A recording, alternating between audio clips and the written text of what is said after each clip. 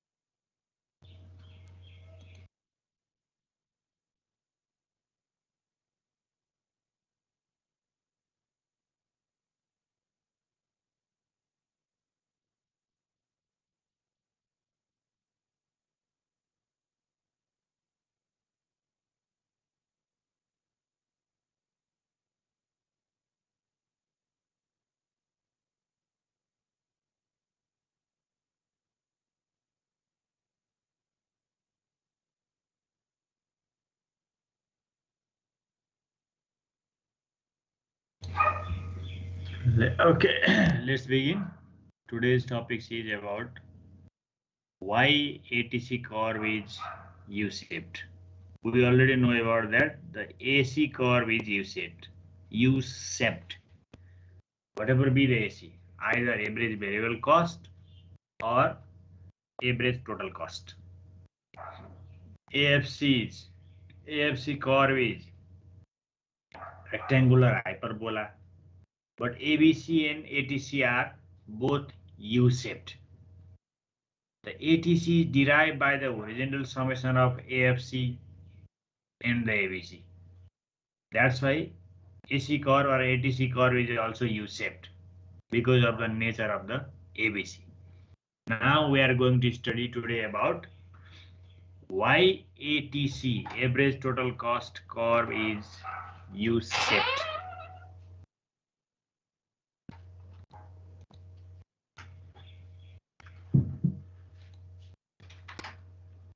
To answer the question of this, why ATC curve is U-shaped, first of all, you have to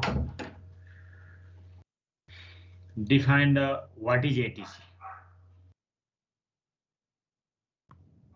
And you have to derive the ATC curve. First of all, define the ATC and nature, including nature of ATC. ATC, average total cost, in the beginning decreases with the increase in quantity of output produced, become minimum and start to increase. As a result, ATC curve will be U-shaped. In the beginning, ATC curve slopes downward, reaches at its minimum point, and starts to slopes upward. So the ATC curve will be U-shaped. There are some reasons behind this U-shaped ATC. Before the explanation of the reasons of ATC U-shaped, you should draw the average total cost curve, ATC. I hope you all know about how the ATC curve is derived. To derive the ATC on these topics, you shouldn't follow the table. You just can draw the ATC curve without using table, that is known as the freehand ATC curve. And then you should explain these 3 points. Why these points explain why ATC is U-shaped. The first reason is basis of AFC and ABC. ATC is the horizontal summation of AFC and ABC. And the ABC curve in the beginning falls downward, reaches at its minimum point and starts to slopes upward. As a result, it is the U-shape. And AFC is continuously falling. That's why AFC curve is rectangular hyperbola. When we add these both curves, horizontally we sum, we will have the average total cost curve. That's why the ATC is U-shaped. One of the important reasons of the why ATC curve is used is basis of AFC and the ABC. Next point, basis of the law of variable proportion. How many you know about the what is law of variable proportion? How many do you define this law of variable proportion? कतिजनालाई चाहिँ यो law of variable proportion भनेको के हो भनेर थाहा छ?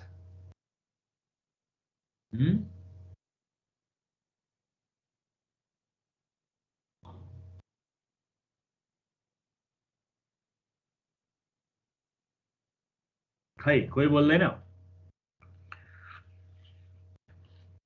Eliza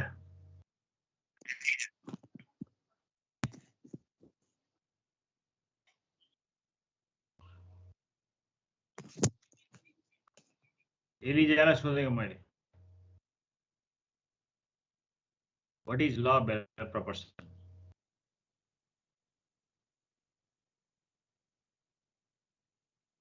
खोइ त आर्यन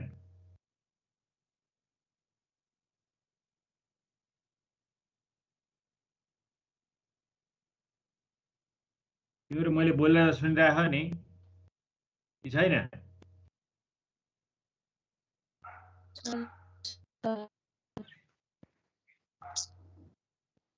अनि आर्यन कहाँ गयो?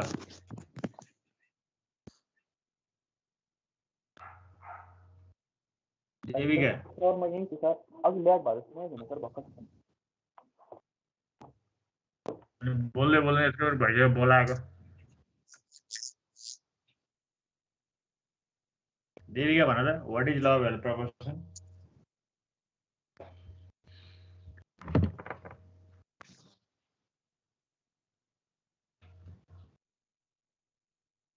खै त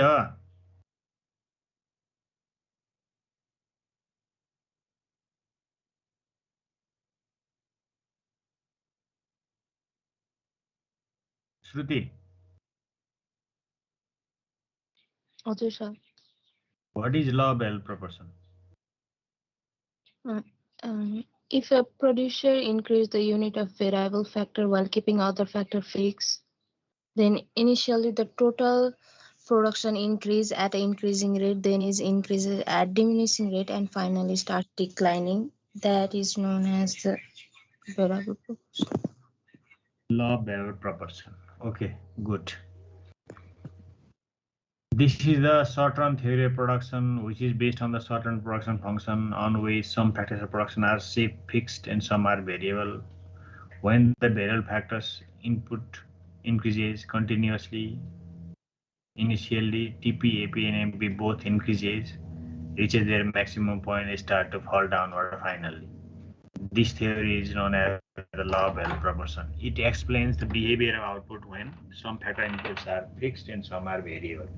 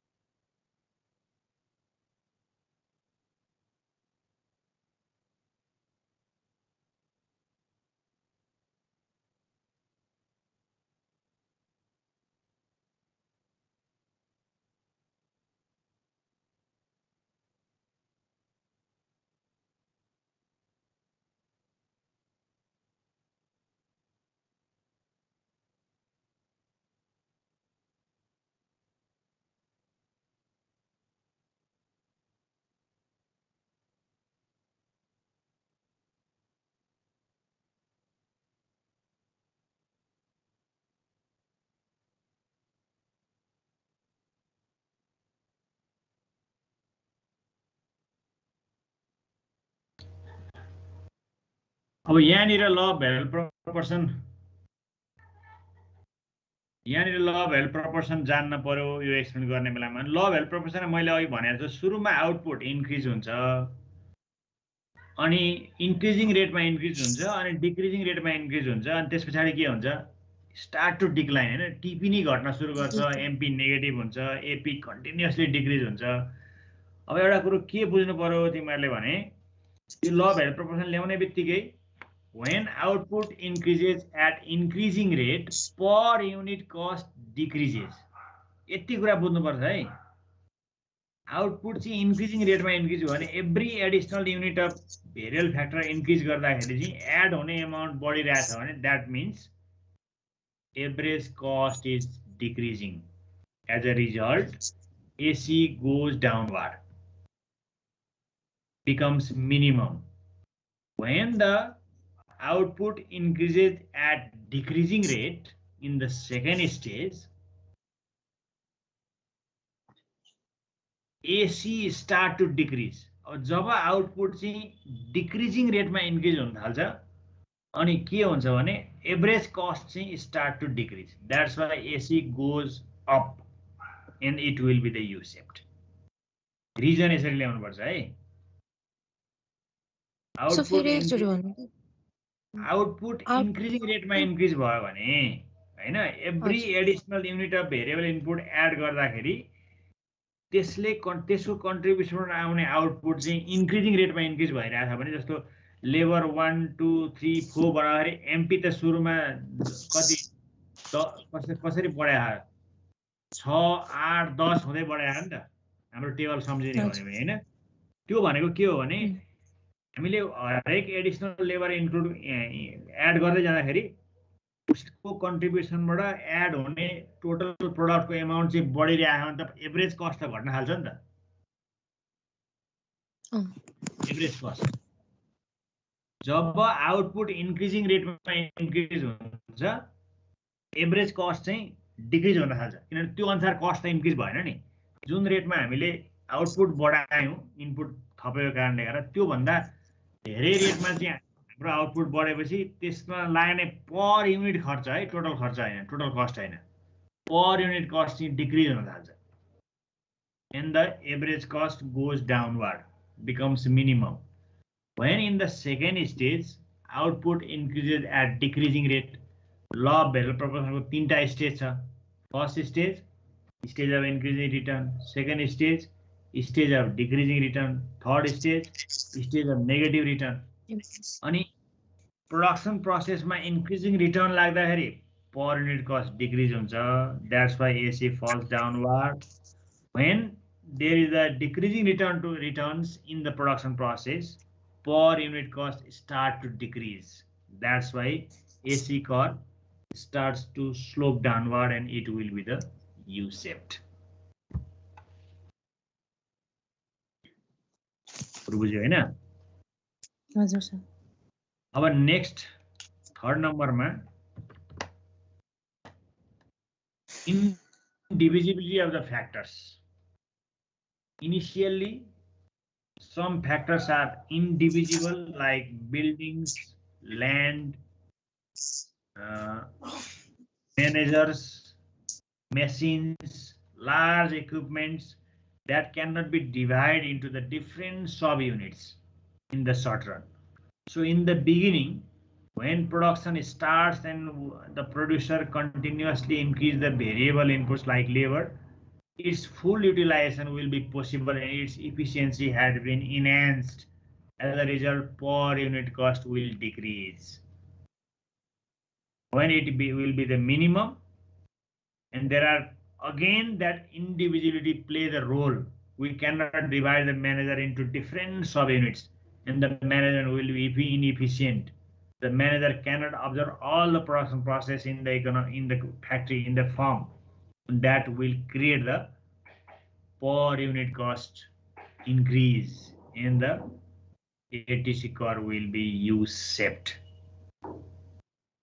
Consulting your books, if the question is with 10 marks, why ATC curve is U-shaped, let's say explain, and you have to answer these questions by first of all defining ATC, why ATC is U-shaped. You can simply put there and construct a diagram and explain the diagram in simple way and explain these points by justifying why ATC is U-shaped by explaining these 3 points. And you can draw the ABC without using the table. Now, after these topics, we don't use the end tables to draw the different curves. we draw the curves by freehand, not using the table.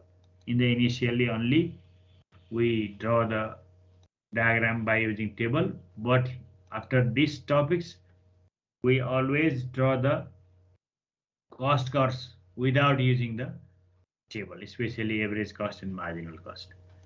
So you can draw the average cost curve AC like this. यसरी x axis र y axis बनाउने हैन, अनि ठ्याक्कै you शेपको एउटा curve बनाउने यसरी.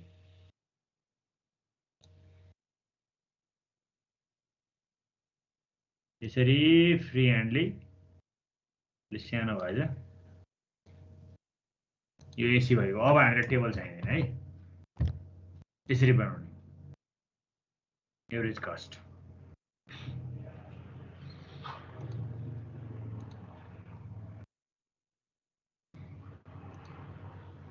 अब next, relationship between AC and MC.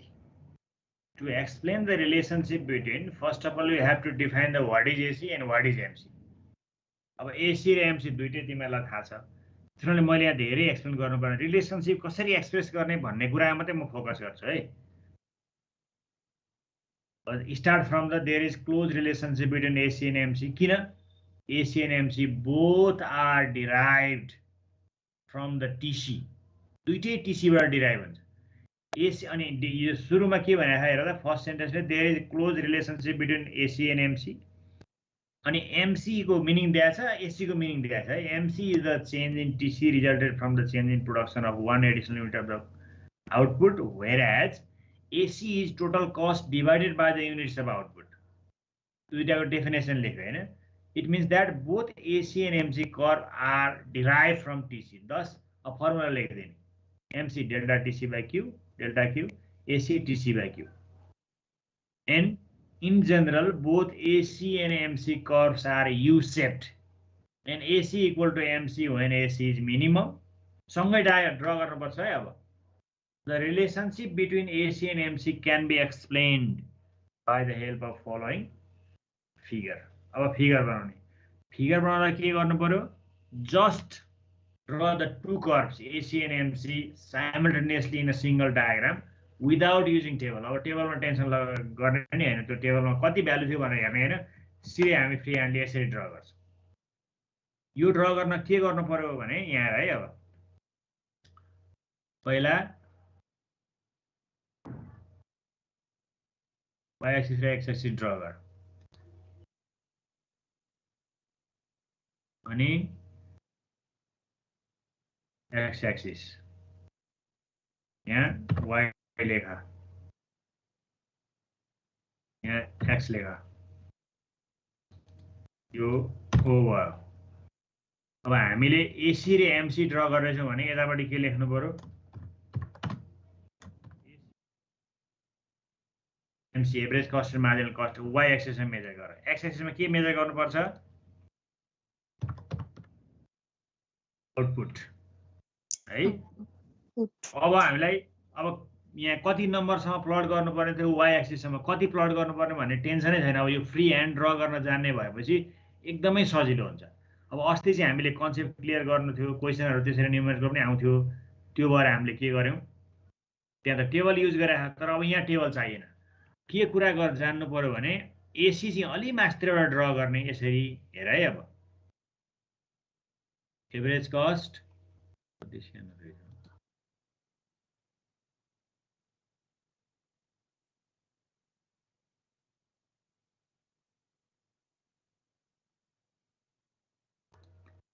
Average cost curve चाहिँ यसरी अलि माथिबाट यसरी ड्रा गर्ने.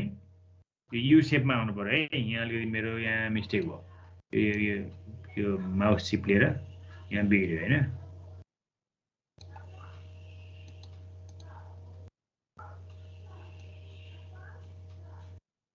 यु शेप यसरी हामीले ड्रा गर्यौं. अनि के गर्नु पर्यो भने मिनिमम AC लाई पहिला के गर्ने, पोइन्ट गर्ने. यो भनेको एभरेज कस्ट AC हो. अब यो AC को मिनिमम पोइन्टमा पोइन्ट गर्ने.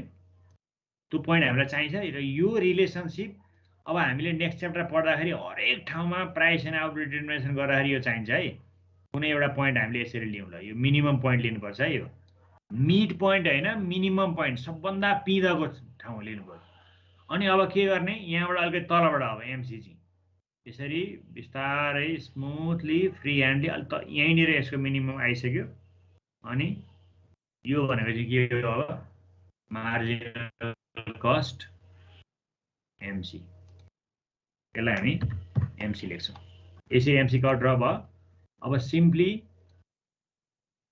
हामीले के गर्नु पर्यो भने यहाँबाट एउटा लाइन तानेर यहाँसम्म आउँ हैन यो एउटा भयो यसलाई यो अनि यसको मिनिमम पोइन्ट यो भनेको एसी को मिनिमम पोइन्टमा एमसी ले इन्टरसेक्सन गरेर तलबाट अनि एमसी को मिनिमम चाहिँ यतै छ यो पोइन्ट पनि लिइरहनु पर्यो हैन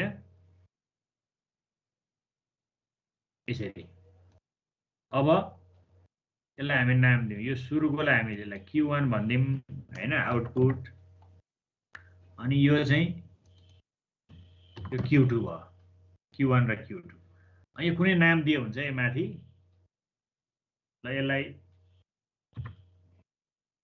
लेखिराखौँ यसलाई चाहिँ M1 लेखिराखौँ ल यो M1 मा MC मिनिमम भएको छ M2 मा AC मिनिमम भएको छ अनि AC मिनिमम हुनुभन्दा पहिल्यै MC मिनिमम भइसक्यो हुँदो रहेछ when AC is at minimum point MC curve crosses the AC from below this is the main relationship यो कुरा ख्याल गर्नुपर्छ है अनि AC र MC इक्वल हुनुभन्दा पहिला चाहिँ MC curve lies below the AC curve MC र AC इक्वल भएर मास्तिर गएछ अथवा AC डाउनवर्ड स्लोपिङ हुन्जेलसम्म MC lies below the AC when AC slopes upward MC curve lies above the AC यो हो क्या रिलेसनशिप यसरी डायग्राम बनाउने अनि रिलेसनशिप स्मुथली एक्सप्लेन गर्ने अब यहाँ हेर त यो यसरी एमसी रिलेसन यसरी एक्सप्लेन गरे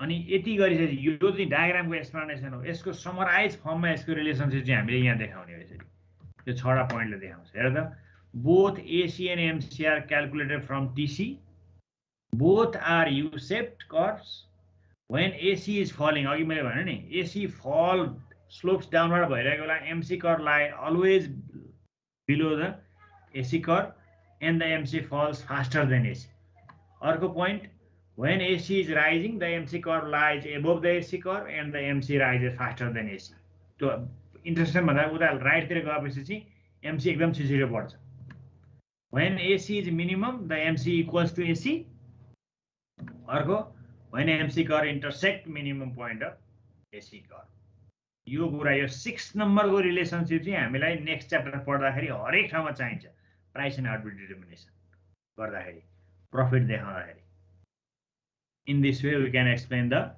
relationship between AC and MC now this much for today if you have any concern any question any confusion you can ask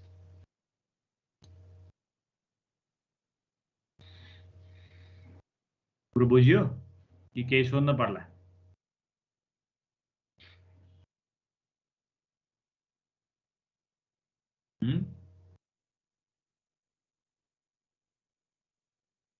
Devika तिमी कहाँ हरायो अघि अहिले नै हराइरह्यो अघि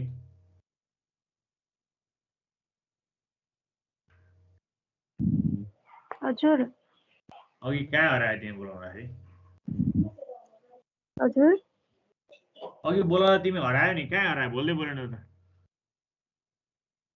त मैले त एलिजा भने जस्तो लाग्यो नि बोलाएको ल आजलाई चाहिँ केही छ कन्फ्युजन बुझ्यो कुरो छर्लङै एकछिन भए पनि बुझ्यो सर हजुर ल सर